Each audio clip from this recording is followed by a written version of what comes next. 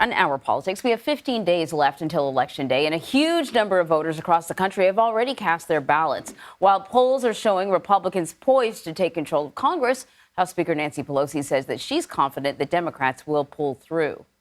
And we're down to very close races. And we feel very confident. I've been in over 20 states since Congress adjourned in the last month or so, and I see very clearly that the ownership of the ground is with us. So Nancy Cordes is at the White House tracking the early voting numbers. Nancy, good morning. It certainly seems like people are eager to get their ballots in. They are. You know, we keep talking about the fact that the midterm election is 15 days away, but in reality, in 34 states and the District of Columbia, people are already voting. So far, 7.5 million people at least have voted either in person or by mail. And in some states, they are already surpassing records that were set during the presidential election of 2020.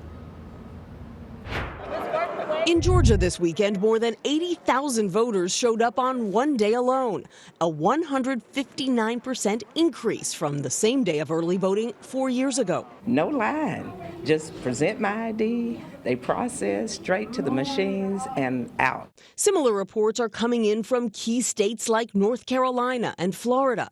Democrats, who typically have an edge in early voting, have been urging supporters to get to the polls now. I am worried about the level of voter turnout among young people and working people who will be voting Democratic. CBS News has confirmed that behind the scenes, former President Trump has been encouraging GOP lawmakers in Pennsylvania to repeal Act 77, which allows all voters in the state to cast ballots by mail.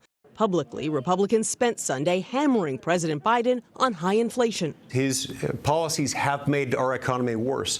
We brought in over $4 trillion into the federal government's coffers last year. We spent nearly $7 trillion. That is literally what causes inflation. The fight is not about inflation. It's about the cost of living. And if you look at what we have done to bring down the cost of prescription drugs, to bring down the cost of energy, that has been opposed every step of the way by the Republicans. In Arizona, election officials are concerned about possible voter intimidation in the city of Mesa. Voters say armed individuals dressed in tactical gear set up Friday near a ballot drop box. Last week, voters were allegedly approached and followed. The Justice Department in the past has considered things like videotaping voters, taking photographs of voters as they're trying to vote, following them as intimidating behaviors. Meantime, in Florida, a judge has dismissed a case against a man who was arrested by the election police unit that was set up by Governor Ron DeSantis. This arrest took place back in August. This man was one of nearly 24 people who were issued a voter ID card, but then later arrested and accused of falsely voting as a felon who was not eligible. The case was tossed in this instance because the judge said that the prosecutors didn't have jurisdiction. We do expect there will be an appeal, but the ruling could set a precedent for cases to come. Anne-Marie and Vlad. Very interesting. Okay, so, you know, we always try to read the tea leaves with early voting, but sometimes it's very difficult to do so. Wait, let's talk about what President Biden's doing. He's traveling to Florida to campaign for Charlie Crist. We've seen some Dems in purple states step back from the president's support. What impact could we see him have in Florida?